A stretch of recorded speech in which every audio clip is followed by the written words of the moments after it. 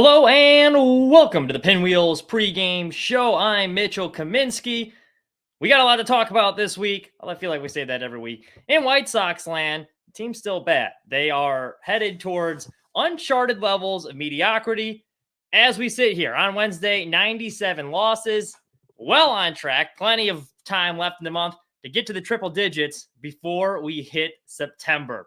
We're going to get into the White Sox baseball in just a second, but just a reminder, this episode sponsored by Homage. You scan that QR code up there.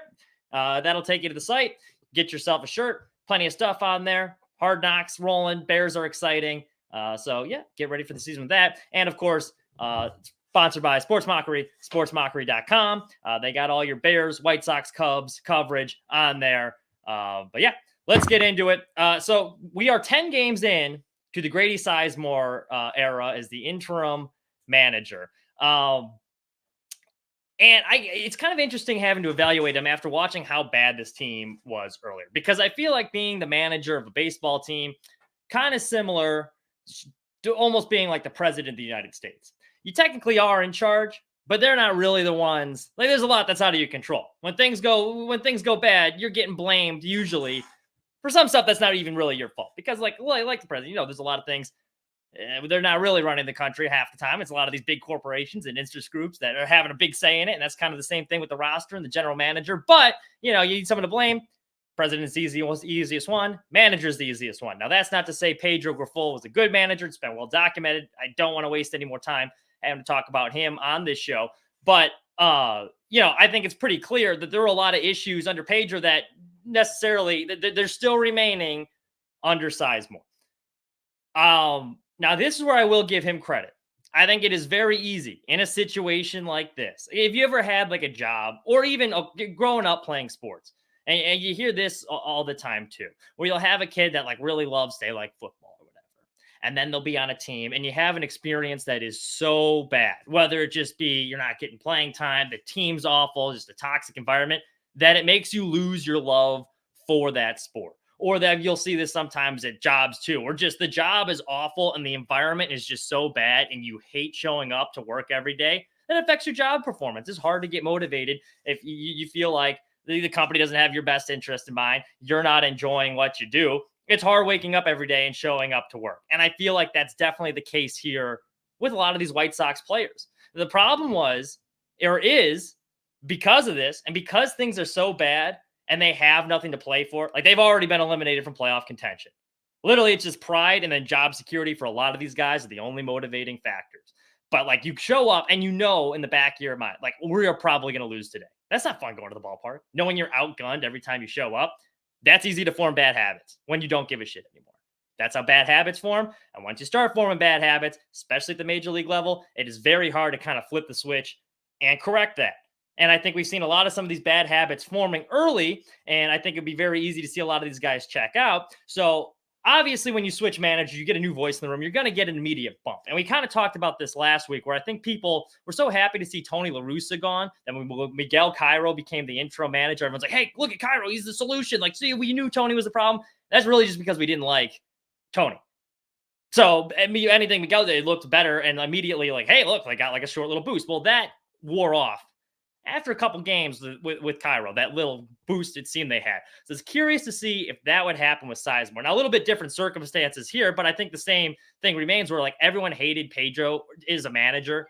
And he was so bad at that job that people were just happy to see a guy in there that wasn't Pedro. So regardless if there's actual progress being made. Now, I will give this team credit. 10 games in, they have been in at least 8 of the 10 within striking distance. I could argue even 9 of the 10, because one of those I'm not including was a 10-2 loss to the Yankees. But in that game, they were leading 2-1 heading into the 7th inning.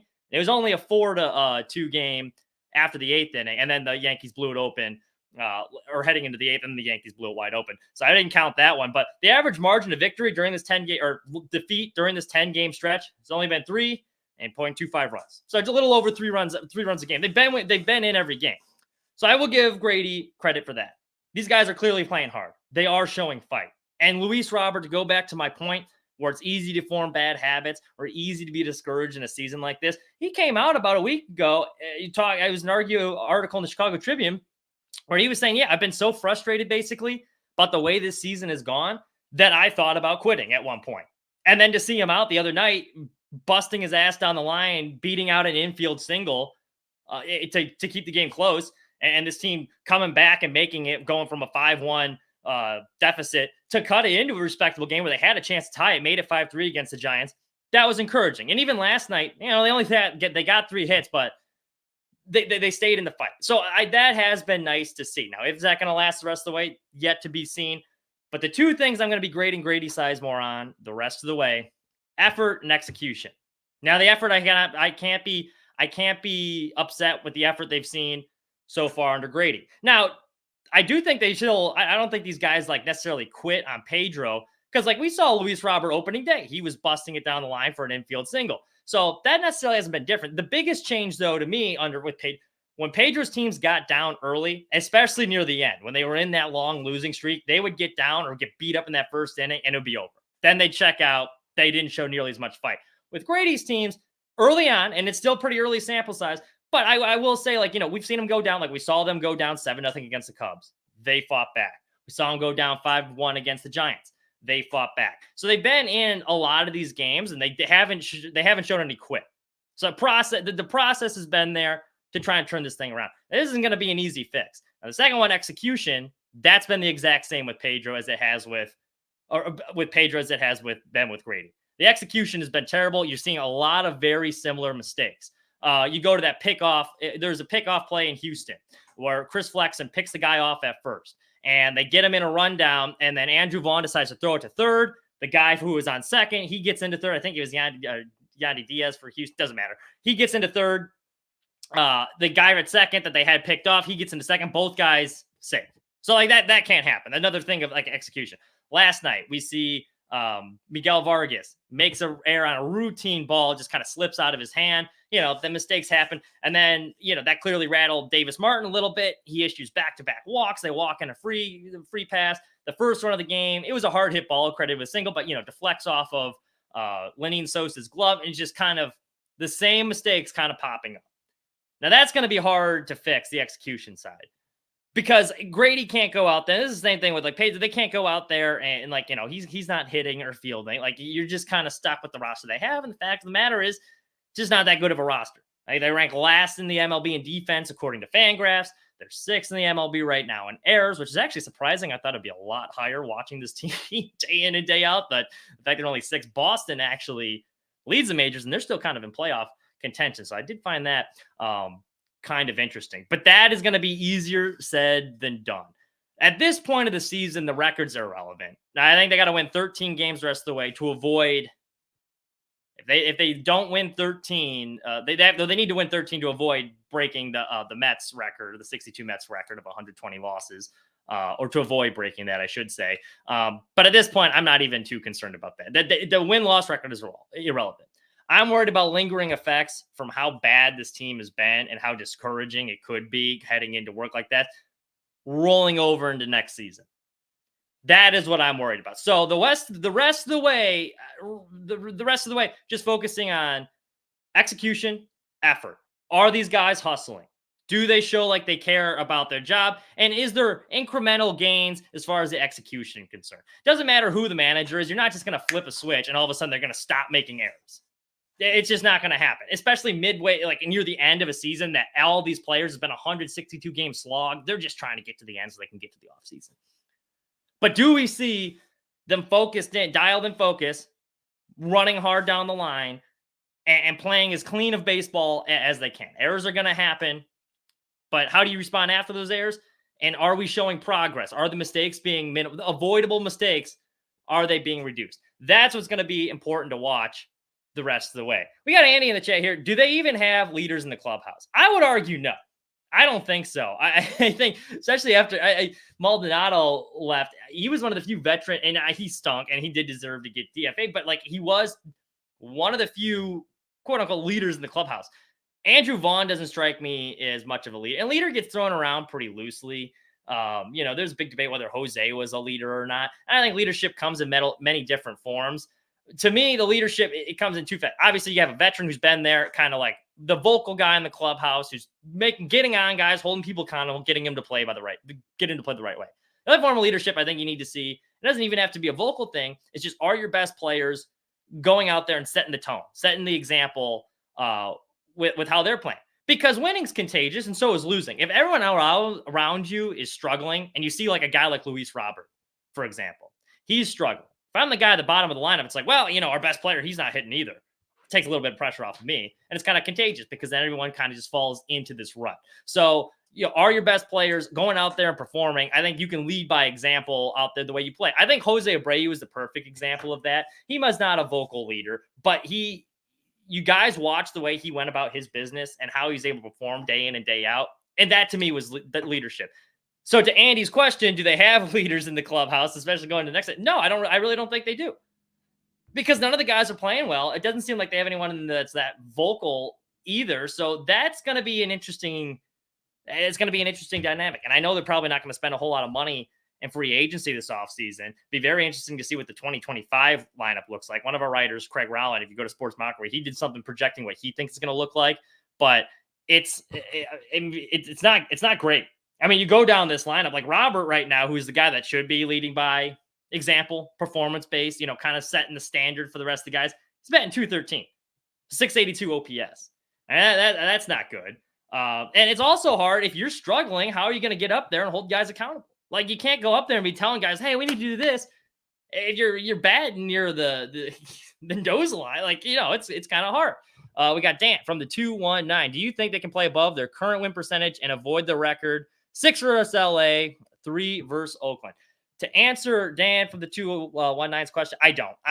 They don't have the offense. Like last night, and they've been in all these games, they just don't have the offensive weapons, even if we do see the effort. And that's the sad thing is, too, I think early in the season, they squandered a lot of good pitching efforts. But now post-trade deadline, that the pitching you can't expect to be quite as good because you got a lot of unknowns there and guys kind of working out stuff. And I actually do think the pitching's still been respectable. Jonathan Cannon kept them in the game last night. I thought Davis Martin, despite not having his best stuff, he was kind of grinding through that. And they had him on a pitch limit, too, which is why I think he got pulled a little earlier than I thought. But post-surgery, he threw the ball pretty well, but they got too many guys on pitch limits. Like Crochet, the best starter, he's going to be on a pitch limit the rest of the way. And there's just not enough offense. There's not. They had 3 hits last night. I don't think they avoid it. And I think Oakland, I'm not taking that for granted. I think it's very conceivable we lose those games against Oakland too. I think we will break that record. I'm not too concerned about it the rest of the way. I would like them to avoid that. I don't want the distinction as a White Sox fan having to take more shit from Cubs fans, being like, yeah, you know what? You also not only you have to listen to the attendance jokes, you also had the worst team in MLB history. That's not going to be a fun distinction, but fortunately, I think that's what it's going to be. There's just not enough offense. They do not get enough timely hits, which has been an issue for a while when your star players aren't performing. That's kind of what happens. But with Sizemore, and I think going back to Sizemore, though, he's already gotten an endorsement from Jim Thome, who had he had an article, Scott Merkin had an article interviewing Jim, and obviously they were former teammates. He's kind of towing the company line, but I think it was encouraging. And I think these players do respect Grady a little bit more as a former player. He's able to communicate with them better. And you see him defending his guys too. You'll see him get in umpires' face and he'll get fired up when he needs to be and kind of help protect his guys. If there's a bad call, he's yelling at umpires, which is important. Players notice that. You want to have a guy that you feel like has your back early on. But he's been stressing, if you listen to a lot of his post-game interviews, his kind of thing is like playing clean baseball. They haven't played much clean baseball because there's not much of a margin for error when you have the lack of talent like this team does. So execution and effort. That's what I'm watching for rest of the way. Now, Miguel Vargas is interesting. So I was at the Dodgers-Cardinals game this weekend, and Shohei hit a piss missile on Sunday. That was like one of the hardest hit home runs I've ever seen. But Tommy Pham was in the lineup. Michael Kopech came in for the save that game. He has been excellent since he has gone to the Dodgers. Dave Roberts trusting him in save situations now too. So, I mean, good for him. I'm very happy for him. But I bring this up because it reminded me of like that trade. And it was frustrating watching these guys and Kopech throwing the ball so well because it feels like we sold Kopech for pennies on the dollar. I feel like he was kind of put in a brutal situation. And while the results weren't great as a reliever with the White Sox, he was training all offseason to be a starter. And then he comes in spring training and they're like, actually, you're going to be in the bullpen. So I can see where he'd be a little pissed off there and maybe not want to buy into the coaching things. But there's reports that, coaches were telling him to throw more breaking balls, and he was kind of not really listening to that till near the end, right before he got traded. Now he's kind of got the reset. He's throwing meaningful innings again. He's thriving. And that was very annoying just because I was very happy for him, but it feels like the Sox, like in that trade for what they gave up with Pham and Fetty and him, they sold them. They sold low on Kopech. They could have gotten a lot more. One of the guys that got back in that trade was Miguel Vargas. Vargas had that error last night that we mentioned. He has not really been doing much of anything this season, batting 176, 4 home runs, 583 OPS. Those 4 home runs, 3 of those came with the Dodgers. With the White Sox, it hasn't been nearly as good. We'll go to his splits. His last 30 games, he's batting 219 with a not even 219. He's batting 093, 219 OBP, 167 slugging percentage. And then the fielding hasn't been all that great either. He was the headliner in that deal. A lot of people selling the Miguel Vargas stock. I can understand why. I can understand why it'd be frustrating. However, I'm going to give Miguel Vargas a little bit of the benefit of the doubt. I think it's important that we give these guys, this is a season, we allow a lot of these young guys. This is why I was so frustrated early in the year when they're playing all these veterans, when we have all these prospects. We allow guys to fail. You allow them to kind of learn on the job. He was blocked in the Dodgers. It is with the Dodgers organization, he wasn't going to get consistent playing time in the majors. Now he will be. So this is going to be, the rest of the way, he's going to be playing every day for extended period, which is something he hasn't really had the opportunity to do yet in his young career. So if he's failing and he doesn't look all that great right now, I'm not going to hold it against him yet. This is where you kind of hammer out the kinks. And it's hard to make adjustments midseason, as we mentioned. It almost reminds me a little bit of Corey Lee. And Corey Lee has not been great offensively, but there's been a significant stride since last year. At the end of last season, a lot of people would look at Corey Lee. What the hell was that trade? That was a bust. He couldn't hit water if he fell out of a boat. The defense didn't look all that good. He comes in this year. He's been a fantastic defensive catcher, and he's shown some pop early on in the season. He looked like a good hitter. Now he's kind of come back down to earth, but he's been a respectable catcher for the White Sox now. And all it took was an offseason. You give him a little bit of time. Everyone was quick to pile on. I'm going to give Vargas a little bit more time before I judge him, because you do have to remember, even though he wasn't getting consistent playing time, it was a much better organization. He was in a much better situation. He had the opportunity to play with Shohei Ohtani and all these great players. And there's a lot of excitement there. And you're competing. You're competing every day because you're in AAA. You want to get back up to the major league level to be a part of this team that looks like they're contending for a championship. They also have a very good farm system. They have a good track record of player development. That's why they're consistently in contention. And they've showed they're willing to invest in players and spend a lot of money. And then you get traded to this hellhole of an organization out of nowhere. I'm sure it caught him by surprise too. While they're in the middle of a franchise record losing streak, on top of that, like, how are you supposed to feel? That's a bit of a shock. First, he's got to move everything, go to a new city, find a new place to live, meet all these new teammates, adjust to doing the hardest thing in baseball or in sports, I would argue, is consistently hitting major league pitching. It's hard. That's why you succeed 3 out of 10 times for your career. You're going to be a Hall of Famer if you're hitting like 300 for over the course of your career. It's really hard. And that's failing 7 out of the 10 times on average, and you're considered a good MLB hitter. So I'm going to cut him a little slack on that, just because I do think there's a lot of reasons. He does have a lot. There's a lot of reasons why it's not an ideal environment for him to thrive in. And he hasn't done much of anything well yet. But let's not be quick to jump on a guy when they're in these horrible situations. You're coming in, and there's not a whole lot for these guys to play for at this point. And it's a complete 180 as far as the culture shock, I imagine. Just the vibe in the locker room when you're coming into work every day. With the Dodgers, you're excited to come into work every day. With the White Sox, it's like, oh, God, I hope we can win. You don't want to come in. You want to come into the ballpark expecting to win. Andy here, he said, he brings up a good point. He could have easily quit, but you can tell he put in work. Yeah, I agree. And that's all. And that's why, going back to the initial point, that's all I want to see the rest of the way. Effort and execution. Show me incremental improvements on execution and show me consistent effort the rest of the way.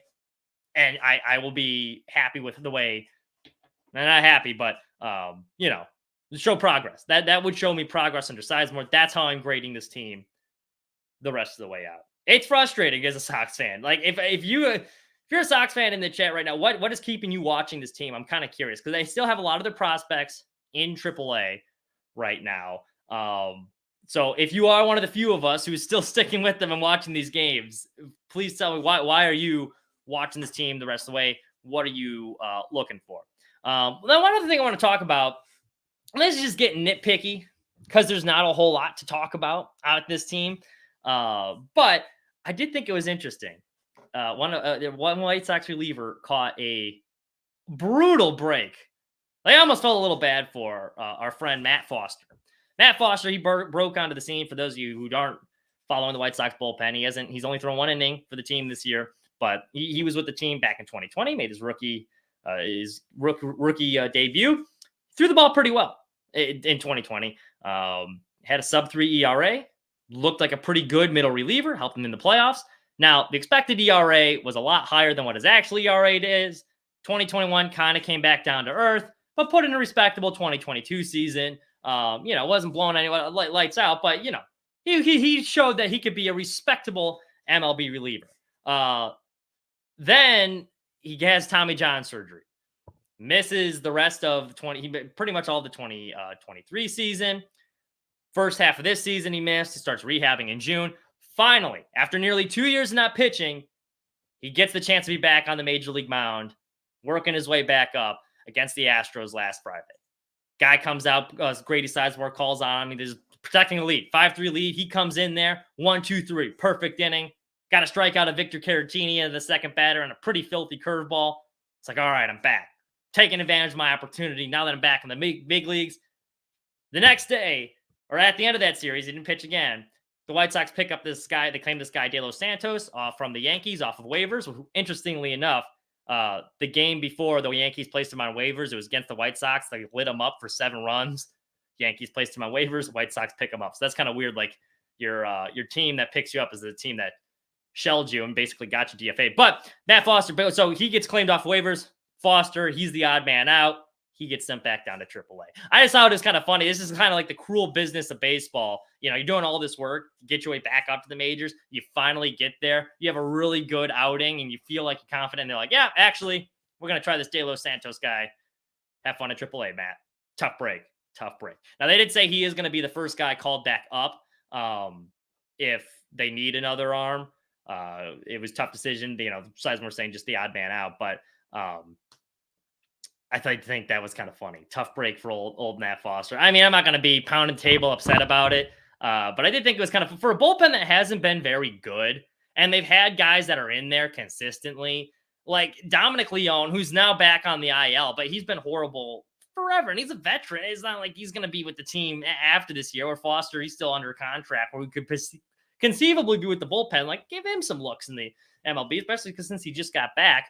And sometimes these guys come back from Tommy John, they throw even harder than when they went on the shelf. So, I thought that was a little curious. That's not one I'm going to be up in arms with Getz. Like, what the hell are you doing? But it was like, that's an interesting decision. Not necessarily what I would have done, but, that's why I'm here talking to you guys instead of up in the front office. That and the White Sox nepotism, I'm sure.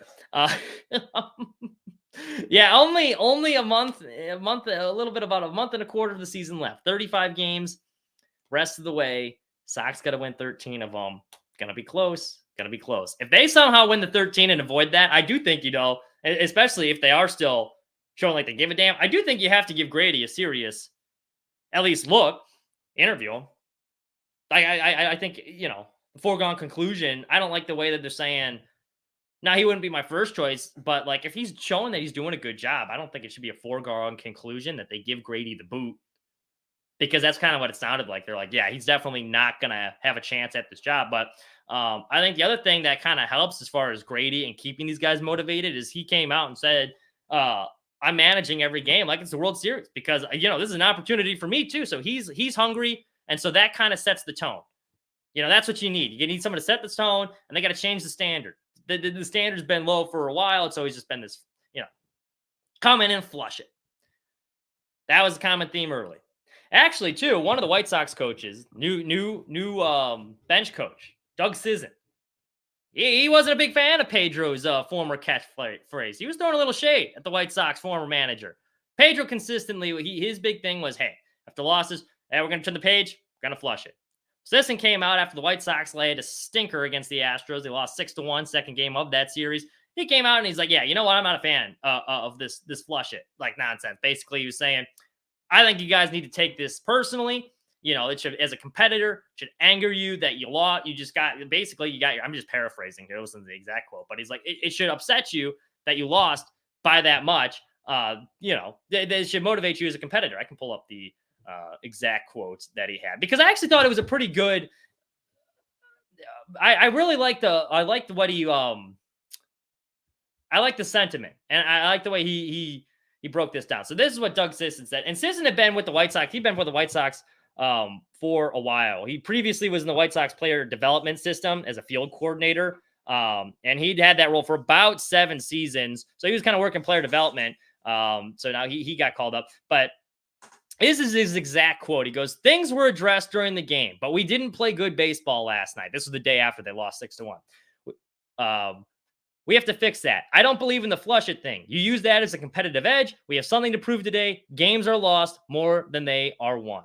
And I agree. I think that's kind of when you have a team this bad. I like that mentality. It's like, hey, like, no, don't flush it. Like, these are mistakes that we made this last game. We can't let that happen again. This one, so you don't necessarily hold on to it forever, but like, if you made these mistakes, think about it for a second, because we don't want that to happen again. And when you have a team that's this bad, you don't have much margin for error. So I kind of like that. But I did think it was kind of interesting that, he's a former coach already throwing shade at Pedro. Let's see how they do the rest of the way. Do you think they get the 13 wins necessary to avoid the record? The lucky 13. It's going to be tough. We'll pull up. Let's see. We'll pull up the schedule right now. Let's do a game by they. We got Angie in the chat here. Appreciate you hopping on, Andy. Andy, good friend of the show. Pedro as well. Get him next time attitude would only work for Park District baseball. Yeah, I agree. Especially, it was just, you knew what he was going to say. Pedro didn't do himself any favors. All right, here's a 35 game. We'll go game by game. We'll see what they got. So they got San Francisco one more time tonight. I think they probably lose that one. Detroit, they have 4 against Detroit. I think they could. That's a Detroit team. I think you could get 2. I think you could get 2 wins there. So that brings us down to needing 11 more. Then we got Texas, who swept us earlier this year. I think they probably sweep us again. They're a much better team. Then we got the Mets at home. So with between 6 and Texas and the Mets, we'll say they pick up one of those. So that gives us 3. So we need 10 more heading into the final stretch of the season. Then they're in Baltimore. I think they get swept there. Then they're in Boston, who presumably will still be in that wild card fight. I think they probably get swept there. Then they play Cleveland, probably get swept there as well. And those 9 games, since they've been 8-2, we'll say they pick up another win out of those 9, just because I don't think they're going to lose 9 straight. So that would give us 4. Oakland, they could win 2 out of 3. I'll give them 1 out of 3 there. And give us about 5 wins. Then they head to the Angels. Between Oakland and the Angels, is 6 games there. I think they'll get another 2 wins there.